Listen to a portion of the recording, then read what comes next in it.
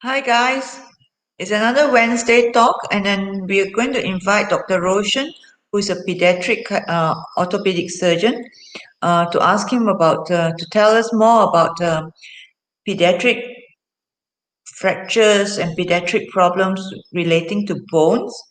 And Dr. Roshan is actually a colleague and a friend of mine, and this will be the last session of our interview because I'm going to revamp the whole live session.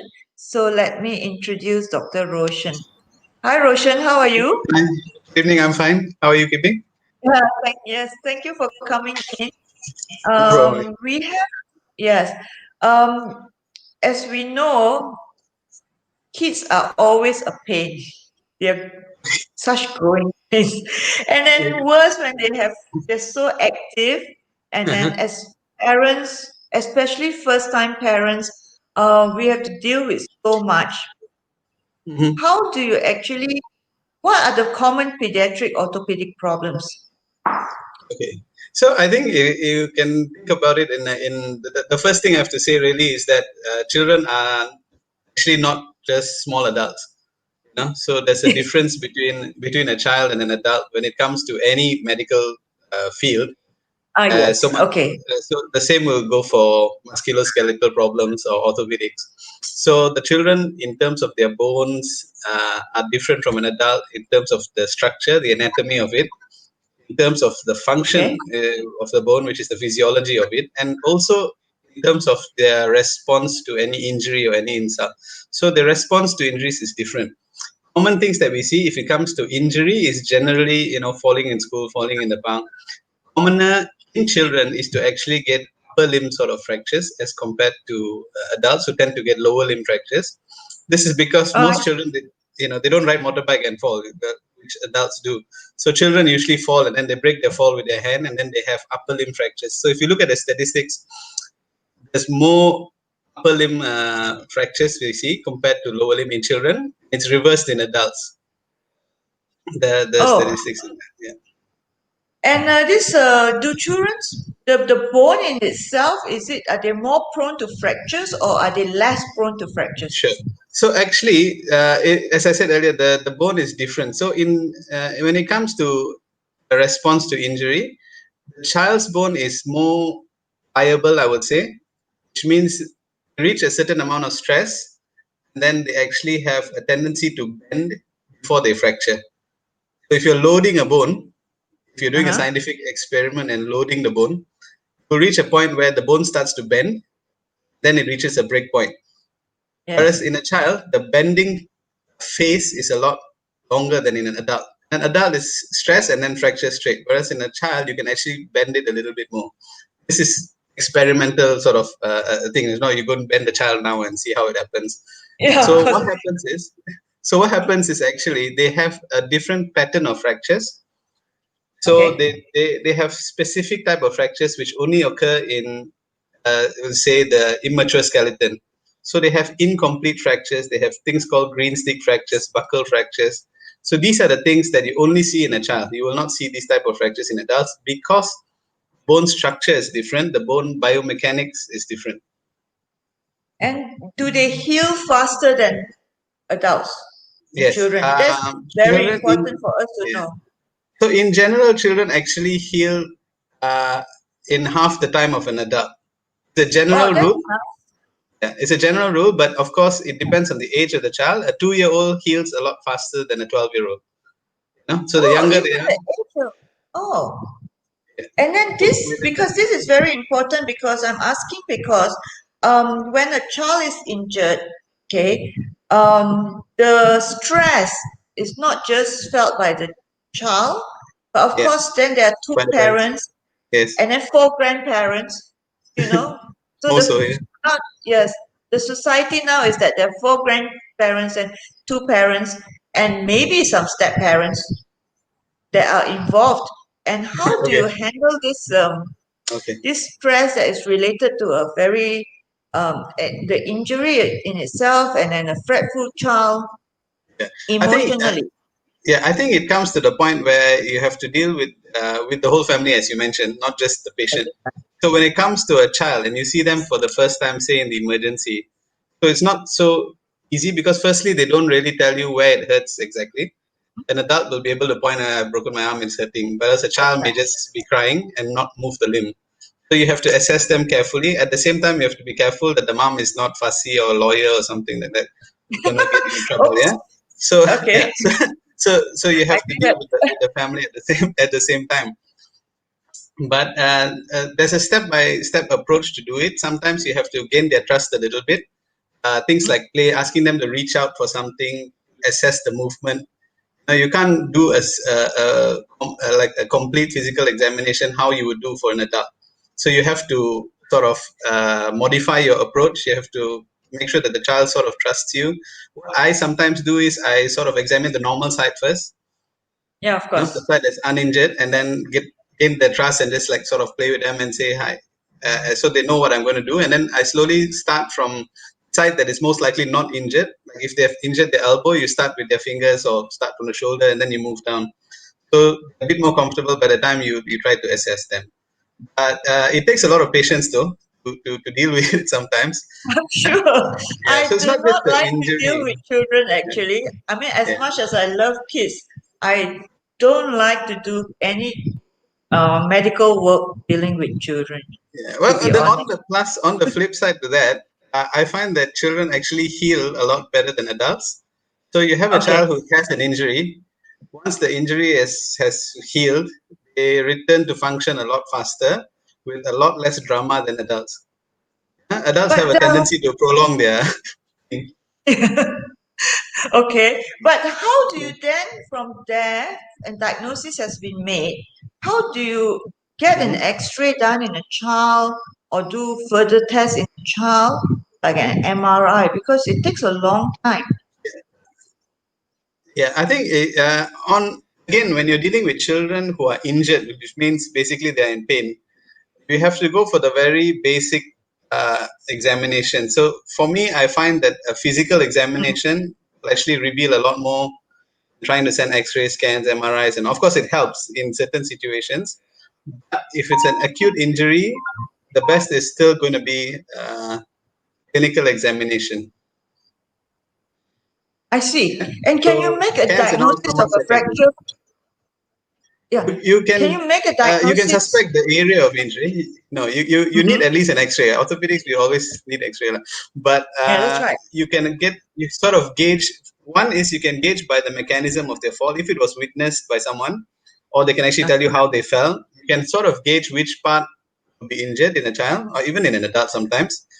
What you need the X-ray for is to see the pattern of fracture and the grading or the staging of a fracture, how severe it is and whatnot, and what management Usually, follows generally will be based on X-rays. usually in an adult, I mean, there are a lot.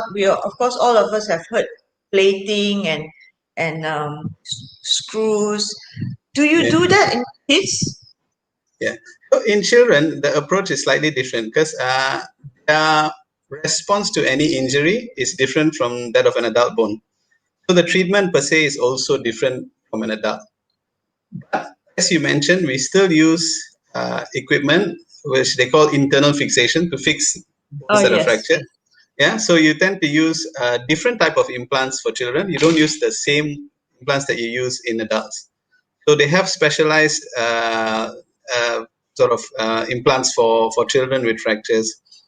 It's not just smaller; they actually have their own biomechanical properties. We have things like elastic nails, which you don't use in an adult, and you use rigid nails in adults for long bone fixations, long bone fractures. Whereas in a child, you use flexible nails, which is slightly different. Sorry, I need to charge. Okay. Yeah. But the thing is, okay, in adults, right, when they do this fixation, internal fixation, you actually a lot of them are supposed to take out this metal fixation Sorry, in a I didn't get that.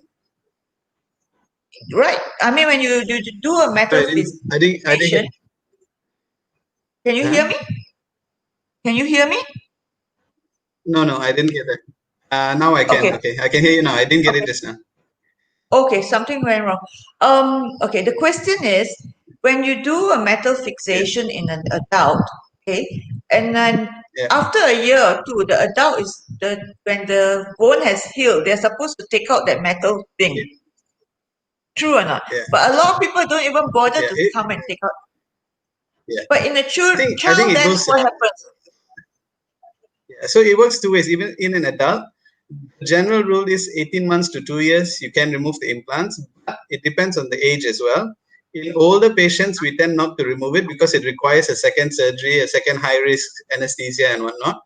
In younger patients, young adults, maybe it's worth it because there's a risk of them refracturing something, and with an implant inside, it's more difficult. In I see. children, yeah. So in children, if we do an internal fixation, usually the implants are removed within the first year. And this, I'm talking about long bone fractures like femur fractures or radius ulna. So these are long bones, and we remove the implants after about 6 to 9 months, 9 to 12 months. Sorry. So So within that time, in so in that case, they need second surgery. yeah, it's not wrong if they keep it in because these metal implants made to last anyway. But No, what the happens thing is is, but the thing is that the bone exactly. grows. Exactly. So once it grows too much, if the child comes back to you 10 years later and you've put a nail inside, you're not going to get it out. So there's no point. Leave it in. No? If I they're see. still with you in The, 1 year plus, then yeah, oh, that thing can grow with the bone.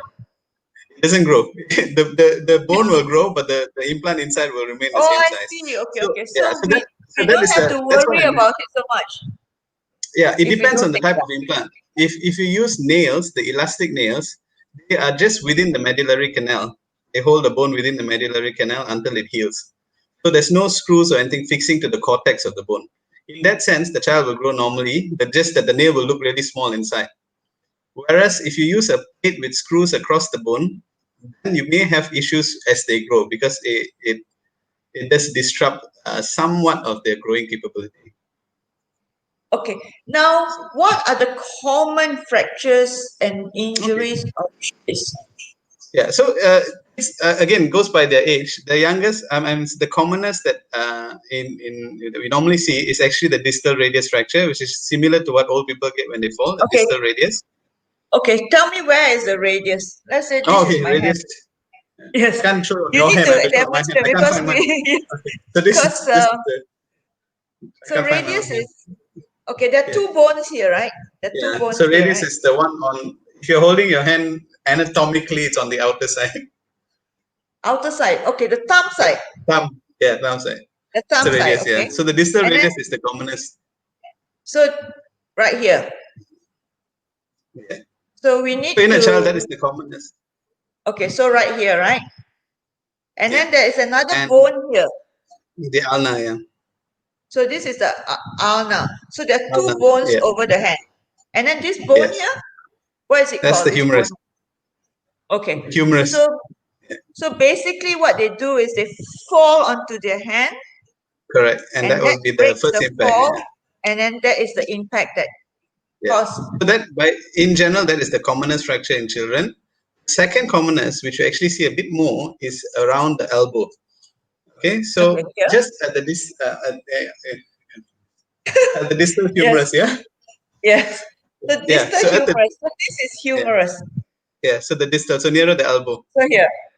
right Okay, there. somewhere here. Okay. So those So are again the they fall commonest. like this.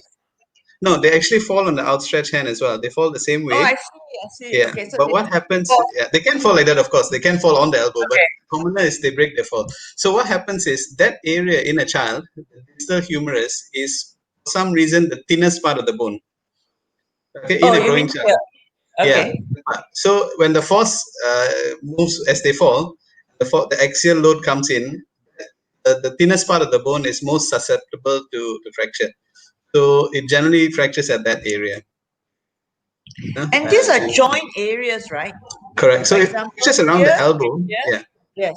So do So fractures around the um elbow actually need fixation most of the time, depending on the type of fracture there is.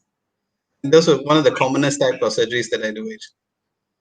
and usually it will take 2 to 3 weeks for them to heal. Yeah, as a rule, 3 weeks is a good idea for upper limb fractures in children. depending on their age. Older children, I tend to leave, whatever fixation cast or whatever for at least 4 weeks. And how So do they cope with school then?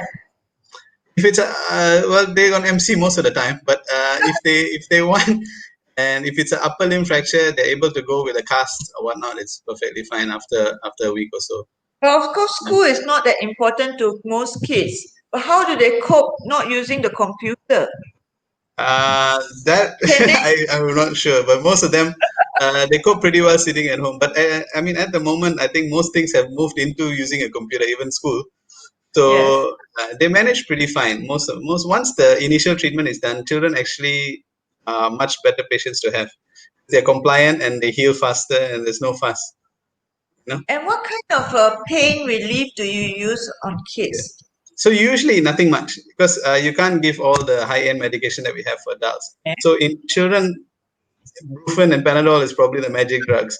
And saying which, if you have a fracture, the best method of pain relief is actually immobilizing the fracture site.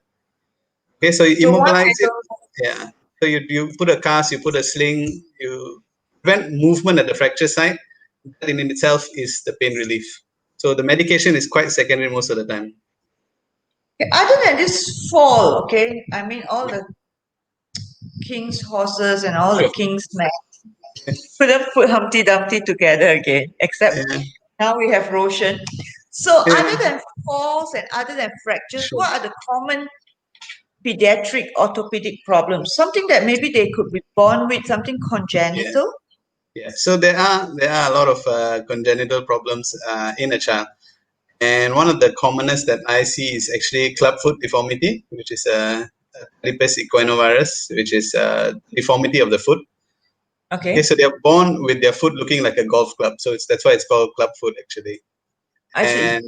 And these type of children actually need treatment as early as possible, generally from birth, and it needs to be corrected to a proper position. Because if they don't correct it, what happens is when they reach walking age, the position of the foot is inadequate for them to walk. It's not suitable for them to walk actually. So you need to get the And foot generally in a flat position. this club foot is very, very obvious, right, isn't it? Yes, yeah, I it's mean, a clinical diagnosis at birth, so the and parents it's can also notice that there's something wrong with yeah, the foot. for sure, yeah, for sure. See, Okay, the for thing is, sure. yeah, the thing with clubfoot is there's also an antenatal diagnosis sometimes. If you do a detailed scan, it has been picked up. But of course, the treatment can only start after the baby is born. So the parents, I've had parents who have come to see me before, even before the baby is born, because they found out that the child has a club foot. So generally, that time is used for counseling them and sort of explaining the process of treatment, because it's a long process to treat club foot. It goes on for a few weeks with the doctor, and a few years the parents have to be watchful because there's a tendency for it to recur. Okay, it's gone off again.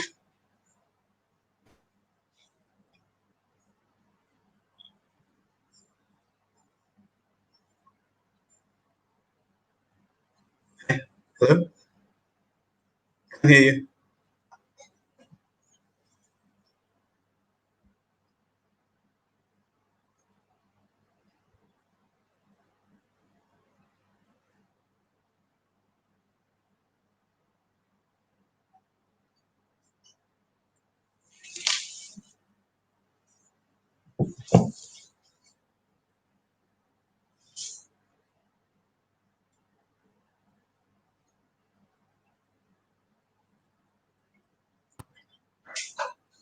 Went off. Cheese frozen, not me. Am I frozen?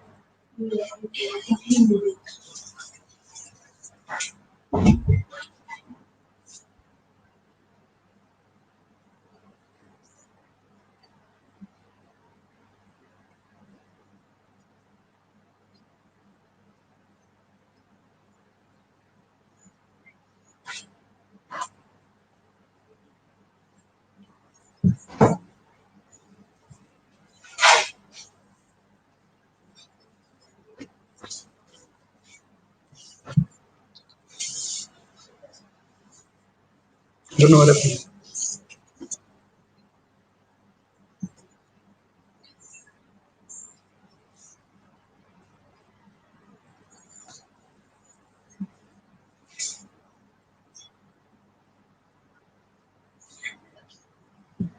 Because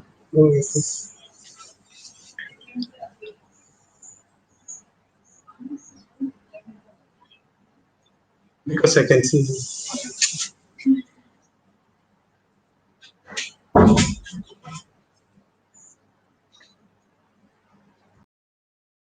I'm so sorry.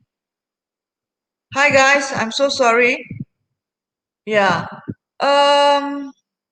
Okay, you want a picture of a club foot? I'm so sorry. I also need to look for a picture of club foot. Yeah.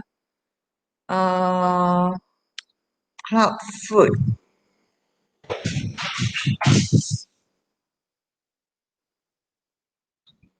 So this is a club foot.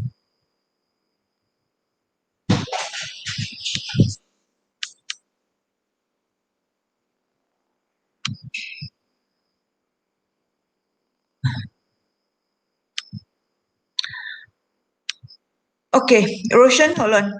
So, okay, All so right. so Are I we think back? All right. we are back, and it was really bad.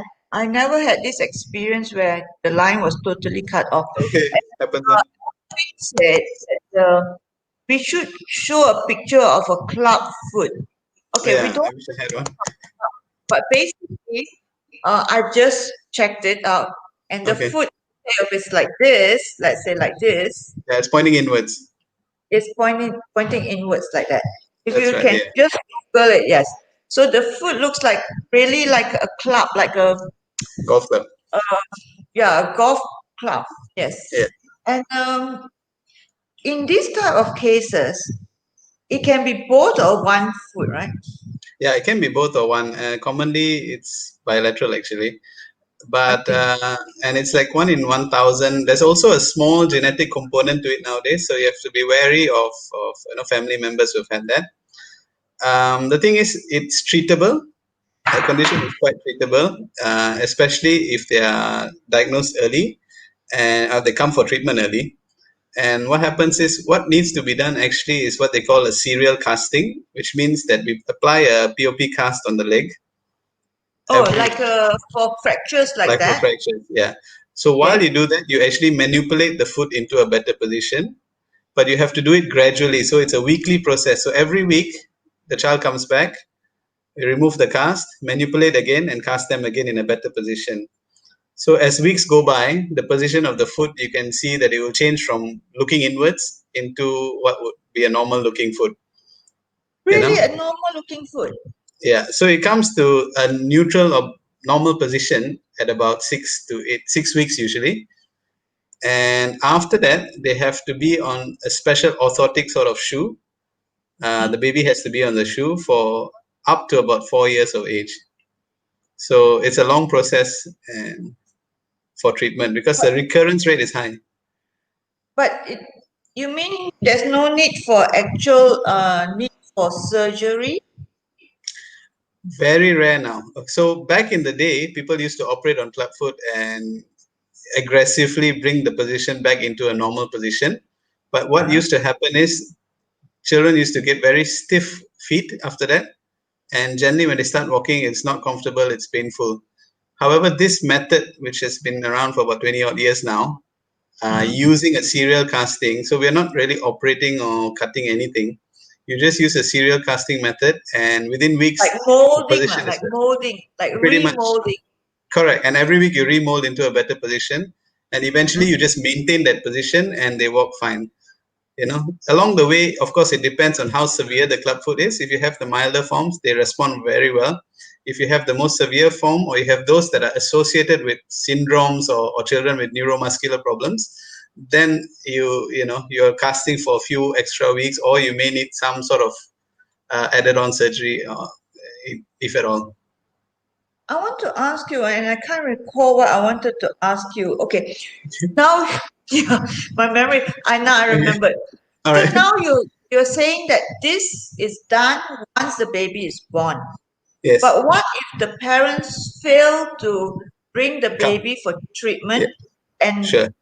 at what age can you say, okay, Okay. we still can treat these babies? Yeah.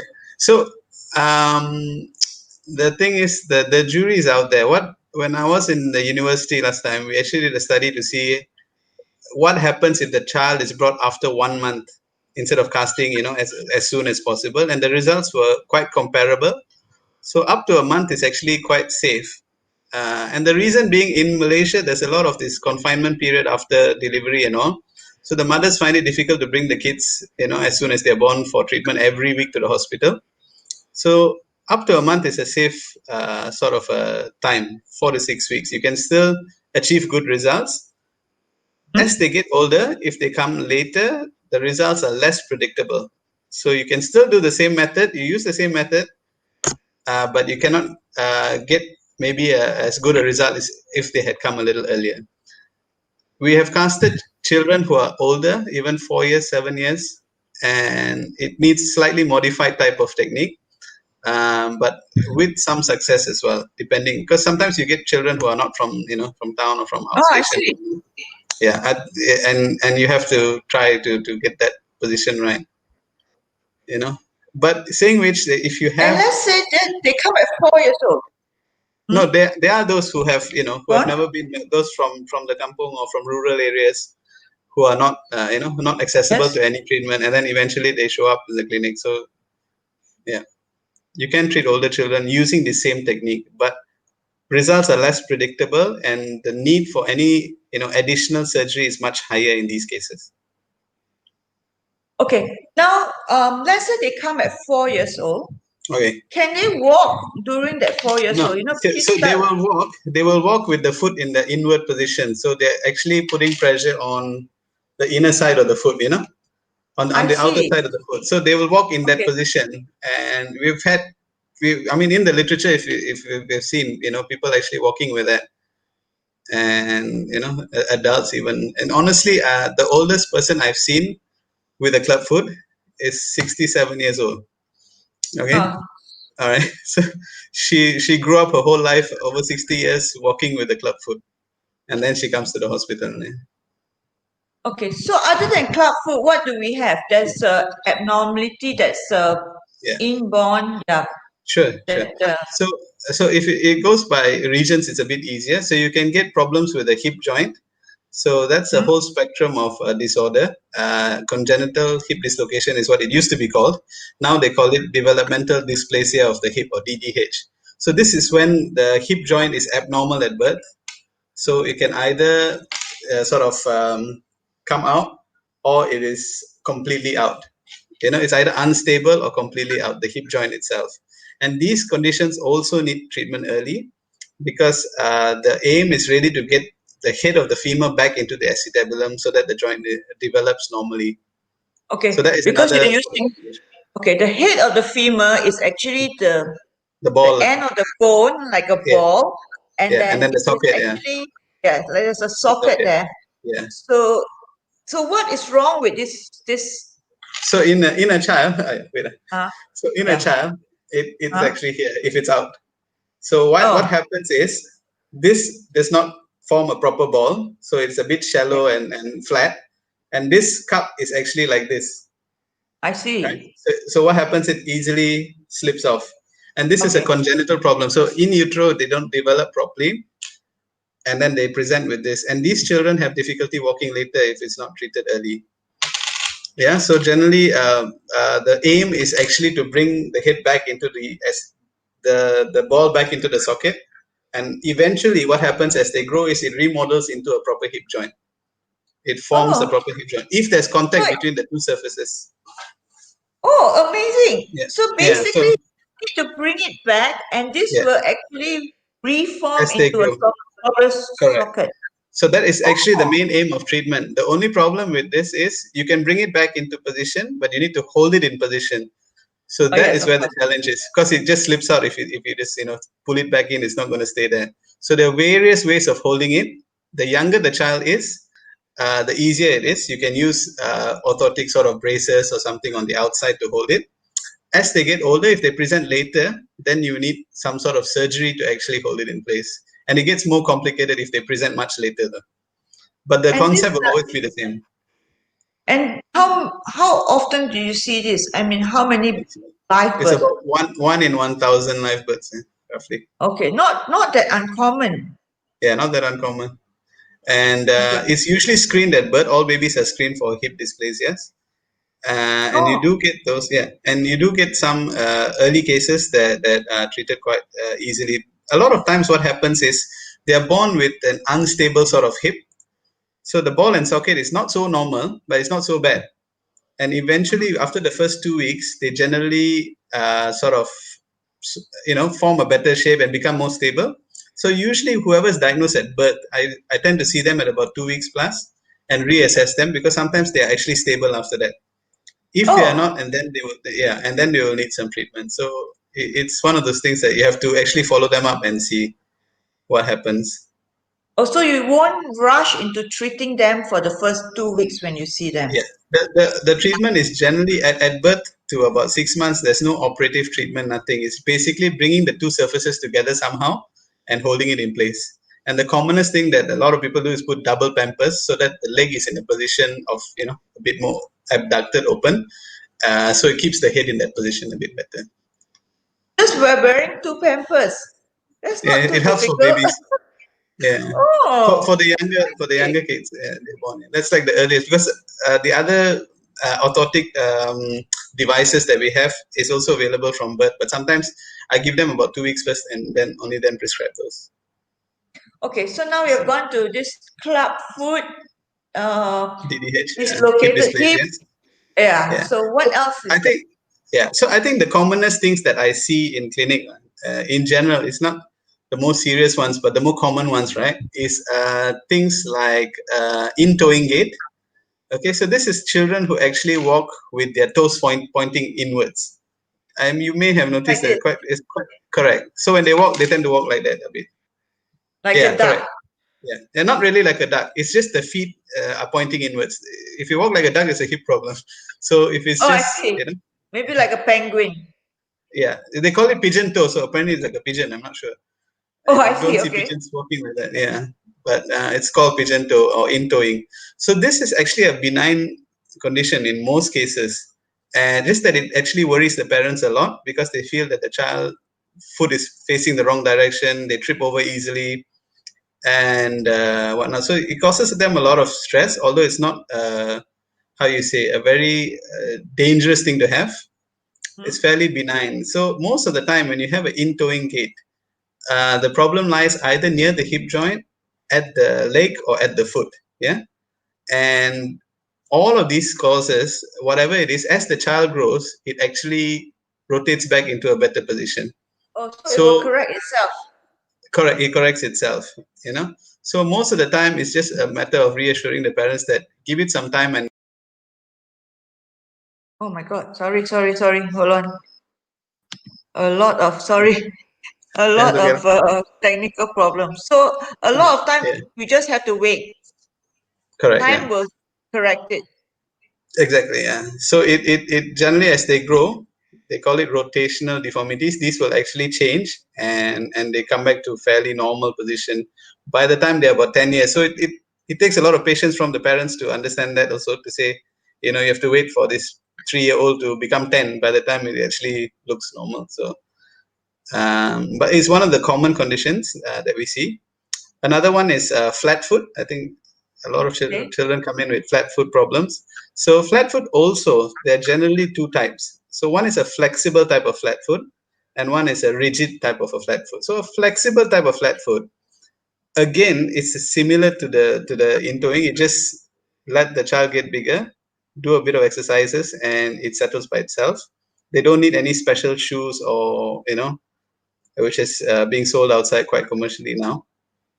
Whereas the rigid type of flat foot, yeah, those are the children who actually will need treatment, you know. So there are different types. Once you assess them, you kind of know which type they are and what the best management would be. What treatment? Because I'm asking this because I don't want to seem like a bad parent. Because one of my daughter has flat foot and only Okay, one foot. yeah, So I only didn't do one. anything actually. Yeah, only one side. Okay, so is she okay now? Well, she's okay. I mean, I mean, she's never complained she of gets, pain or yes, she does, she does. okay. But is there treatment for it other than No, special shoes? No, yeah, I mean, yes, if it is the rigid type, but it sounds like hers was probably the flexible type, which is why she's probably grown up normal. The one way Oh, to actually see, yeah, so the flat foot that is flexible, the commonest way to assess is to actually ask the child to tiptoe. So if they tiptoe and the arch, flat foot is because I can't get my, yeah, there's no arch. Means, there's no yes, I arch. can't show you. If, Yes. if, if you ask them to actually tiptoe, you will see the arch coming back up. Okay. So if they tiptoe and the arch comes back, it's a flexible flat foot. And that's the safer type to have. And it's about 95% of what I see are flexible flat feet, actually. But what problems do they get when they have the rigid flat foot? Okay, no, rigid, what happens is there's some abnormality within the foot itself. So the bones and the joints inside the foot are not normal. So I that's the see. rigid type of flat foot. So those, yes, they cause a lot of pain. They grow in an abnormal position, and those need treatment depending on the type. A lot of times, special orthotic shoes. A lot of times, some sort of surgery when they're a little older to correct it. Again, depending on the cause, because the rigid has a few causes for that. Whereas the Okay. flexible, usually, majority Okay. We're having again.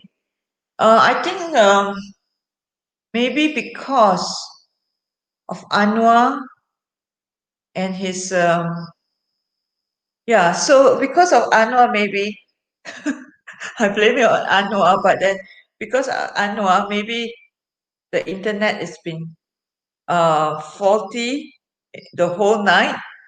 So I'm not sure. Roshan, must be the anyway, weather, lah.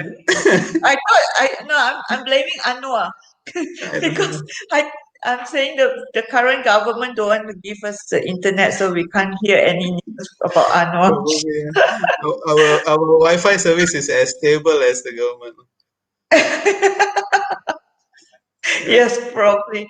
So now, um, okay, so we have a flat foot. What else do we have? How do you deal with parents who are anxious? Huh?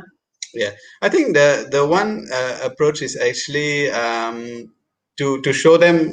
Yeah, I get a lot of that. A lot of parents are anxious, and especially if you try to tell them that no, look, you don't need to do anything. Just wait and see. It will sort itself out. They're not too happy with that. Some of them like a Oh, quick fix and say, yeah. Some people, they say, oh my God, how am I going to wait so many years? I mean, you can see it. They don't really tell you that. But yeah. I think it's just a matter of actually explaining it to them properly, because trying to get all these conditions fixed immediately, like a in towing gait or a flat foot, if you say you do surgery and we make it look nice now, it changes as they grow. As the child grows, there is a change in the rotation of the lower limb, there's a change in the alignment of the foot. So what happens is these things tend to recur. So doing surgery now is no guarantee that you're doing justice to the child. You're actually probably making it worse, or actually doing nothing at all. So they have to understand that certain conditions in pediatric orthopedics need early treatment. Things like the hip problem just now, things like club foot, they need to be treated as soon as possible. Certain conditions like flat foot and the in-toeing gait, these conditions need to be assessed as time goes on because it tends to get better. So they need to, we need to assess and see where they stand. And most parents are understanding at the end of the day. There's nobody who, makes a big fuss How and about say you must do something. how about the child's self-esteem? It doesn't affect so much, because if it is a very severe type of this type of deformities, then it's actually a different spectrum, and some sort of treatment will be done. But I think self-esteem wise, if you're looking at flat foot and this kind of so-called alignment problems in the legs, if they're on some sort of orthosis, special shoes, casts and whatnot, I think that does their self-esteem a lot worse. They look awkward, like Forrest Gump used to, with Yes, all that's those. right. That's right. Yeah, so That's they right. actually are better off without anything. They function better. They get used to the fact that their feet is at the moment looking a bit weird, but eventually it will turn out okay. So I think they actually do better without unnecessary sort of treatment. True. Yeah, Yes, that's a good idea. I mean, that is yes, that is best for the kid. yeah, But sometimes, yes, if you say from 4 to 10, for the parents, it's a long way. correct. The Yeah, kid so will not think about it. Yeah, the yeah, the kid kids won't may not realize. think. Yes, but for the parents, it's It's a maybe long a way. very But long. I think eventually, because what happens in these conditions, there will be improvement. So as the child grows, they can actually assess and see a change, in the position of the foot or how it looks. So then they feel, okay, maybe, yeah, wait a little longer, it'll get a little better. Another condition like this that I just quickly touch on is things like bow legs, where the Oh knees are yes, sort of bow yes. leg and not knees. Okay, so even that, there's actually two types. So there's one which is the commoner one, which is a physiological bowing of the leg. Okay, which just means that Physiological means normal normal bowing. bowing. Yeah, so Yeah. children tend to follow a pattern as they grow. From 0 to about 2 years, they tend to be a little bit bowed, and then Hmm? from 2 to about 5, they go in the opposite direction. They're a little bit knock knee. The Okay, knees so are pointing. bowing is like this. Bowing Yeah, is like this. uh, Okay, yeah. and then Knock knee is not the knee other way. is where that like this. The knee is Something like knocking. that. Correct. So they move from a bow leg from 0 to 2 years plus, and then from 2 to 4 they are knock knee, and until after 8 they achieve the adult alignment, as they call it, how it should be. Okay, so they have to Oh, I follow this curve. Yeah, every child follows this curve to a certain degree. Those that are curved a bit more are those that present to you and the parents think that, oh my god, it looks a bit too bold, a bit too, knock neat. So if they follow the curve at the correct age, that means they are bored at 2 years or 1.5 years. You can give it time; it will actually improve. You know, if they are bored at about 4 years, they are not following the correct pattern, and then there's something wrong with them. You know what I mean? It is age yes, specific kind of yes. condition, and it needs to be Okay. assessed properly because sometimes there are underlying conditions that present things like vitamin D deficiencies and also certain disease around the knee in children. So these present with a bow leg as well. So if they're not assessed correctly and you say, oh, it's just physiological, come back, next year or what, you could actually be missing the boat in certain conditions. So once they're assessed and you kind of know, okay, this is the physiological type, the plan is wait and see. If it's the Yes. pathological type, and then yes, treatment. So again, once you assess and it's age specific, if you're quite confident that's the diagnosis, the treatment will be correct. So So that's quite a big. do you deal with other than pediatric bone problems? Yes, I also do adult work as well, adult orthopedics as well. The Uh-huh. basic trauma, falls and all, and also another so-called subspecial field in orthopedic, which is limb lengthening and reconstructive surgery, which is basically deformity correction even in adults. So even if adults have the big deformities of the limb, we're able to do surgeries to correct it. Like if they have one leg shorter than the other, you can make it longer. Wow. Yeah, So you can make me taller? you can, but it's not commonly done for cosmetic purposes. You're quite tall also. Yes, I think the heels are Yep, simplest. that's Yes, much compared easier to. and less painful than surgery. But I heard in China they do a lot of these surgeries to make I'm themselves. not so sure what they do in China, but there are indications for it sometimes to make someone taller, and those are for those with short stature, uh, Oh, people with really? dwarfism and all. So they don't do it here so regularly in Malaysia, but places like Korea and all, they have a whole cohort of people who have undergone the surgery. So if you're making someone taller in using this type of surgery by limb lengthening, you actually need to lengthen quite a number of bones, not just one. Yeah, so you need to do both the femur tibia as well as the humerus in the arm as well. Oh, Otherwise, it really? becomes, yeah. Otherwise, you look really disproportionate with long legs and short arms. Oh, I Yeah. never knew that. So it's So your quite life a, will be disrupted for a long time. yeah. To lengthen bone, right? In general, it takes 1 millimeter per day. Okay, so that's just the lengthening process. So you can do the math and see how much taller you want to be. Okay, never mind. I've got heels. I think that's better option. Yeah, we have done 45 minutes. I think we're going to All right, wrap it up soon. all Yeah, right, it's sure, so no fun. problem. Yeah, yeah. So Yeah, now we have gone through injuries, yeah, falls and fractures. We have also gone through congenital problems that yeah. one can see in a newborn. Is Yeah. there anything that we have not covered? I think that's the main gist of it. I mean, pediatric ortho is a huge field because you deal with children with cerebral palsy, neuromuscular problems, Oh. tendon issues, and also another type of injury that people are not so familiar with, which is overuse injuries. So overuse injuries are usually seen in like adolescents, Mm-hmm. teenage, late childhood to adolescent years. So this happens because a lot of sports is being played now, a lot of training for various sports. And what happens is the growing bone can be susceptible to injury during certain repetitive type of sports or movements. So if you do the same type of, say, throwing movements, if you play baseball or something, and you're doing throwing Mm-hmm. movements repetitively, you have a risk of injuring certain parts of the bone which is still growing in a child. And these are specific again to pediatric to children with orthopedic problems. I You see. know, so sometimes you So, have a child coming in with pain, but they didn't actually have a fall or anything. There's no actual okay. injury that happened. It's an overuse injury. It's been going on over time. Common ones that I see usually around the knee and around the heel. So So athletes and is children it or rest? adolescents. It is Is the it what treatment rest?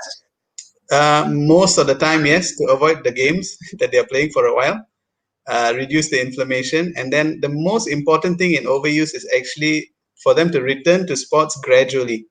I think the mistake people make is once the pain goes away, they go back sprinting, 100 miles an hour immediately. But I think you need to gradually build up their training program so that they come back to optimum performance instead of rushing back into it. So it's a slow process of getting back into it, but it's something that happens in the late childhood to above 9 to about 14, 15 years old children who are very active in games. Yeah, but if you're an athlete, then you can't Yeah, it afford does to disrupt. wait. Yes, I've seen people who are so-called professional state Yes. players and all who have problem around the knee, around the heel, and they have to actually take time off to recuperate because it's just as bad as having an acute injury. What happens is it actually reduces their performance as well. Because of the pain, they're not performing as well as before. It's not a break or a strain or a ligament tear, but it is an injury that is actually causing the same sort of Like a problem for wear them. and tear kind of Correct. injury. Yeah, it's a wear and tear, but it only happens in the growing bone, commonly at the growth spurt sort of years. I see. So you won't get it in adults. Yeah. Okay, there a real uh is there real truth in growing pain? Means when the Yes, bone is growing, unfortunately. you have a pain? Yeah, unfortunately, yes. Growing pains is another complaint that you get. Parents commonly children have pain at night while they're Hmm? sleeping, and they'll have pain around the calf, around the ankle, around the foot, sometimes the thigh. It's more common in the lower limb, and there's no cause for it. They've not had any injury. They've nothing. They just get up crying. Mommy does a little massage, and then they're fine. That's generally down to Manja-manja growing lah. pains. Yeah, TLC is generally the cure, but there are a lot of theories behind growing pains as to why it happens. So one of it is Okay. actually as the child grows, the bone growth and the muscle growth, the rates are slightly different. So the bone grows slightly faster, okay, very slightly Yeah. faster. And during that period, the muscle needs to stretch out a little bit more. So during that growth period, usually primary school years, they tend to get this type of growing pains. So that is more of a theory than an actual fact. You know, Oh, so there's no evidence for this. it's For very all hard to you find know, evidence yeah, because that's their right. pain is very non-specific. It moves from right to left leg sometimes, it's ankle sometimes. So it's very hard to actually find, the cause for it. So generally, if you rule out everything else, you call it growing pains. So Is it usually the this is it a diagnosis for the doctors and the mom more than anything else? is more for the parents, but usually, usually growing pains. There's two things. The bad news is we actually don't know why it happens. But the good news is it just doesn't go on forever because you're gonna stop growing one day, so it won't happen anymore. So it's good and bad news with growing pains. Yeah. But anyway, kids are really a pain anyway. Yeah. Well, it depends. Yeah, Yeah, you all get used to depends. it if you see more of them. Anyway, they are All right. lovely to have kids, but most times they can drive you up the wall. Okay. We won't go into that now. Yes, yes, yes. Because you have kids at home, Yeah, yeah. else I don't have anymore. But Okay. I do miss them very much. I do All miss right. those growing years very much. Right. Right. Yeah. Yes. It's an adventure. Yeah, it was nice having you. I learned a You lot. too. All right. Thank you for Yeah. having me as well. It's been a Yes. pleasure. I will speak to you again Sure. regarding the teaching sessions for the Excellent. medical graduate Sure. maybe No later. problem. Yes. Okay. No problem. Thanks, Thank you so Roshan. much. All right. Bye bye. Bye. Bye, Betty. Take care. See you then. Anyway, thank you for joining us. I had fun. I've not done orthopedic for a very long time. So I learned a lot too. And I'll see you when I see you because we haven't have anything scheduled at the moment. See you then. Bye.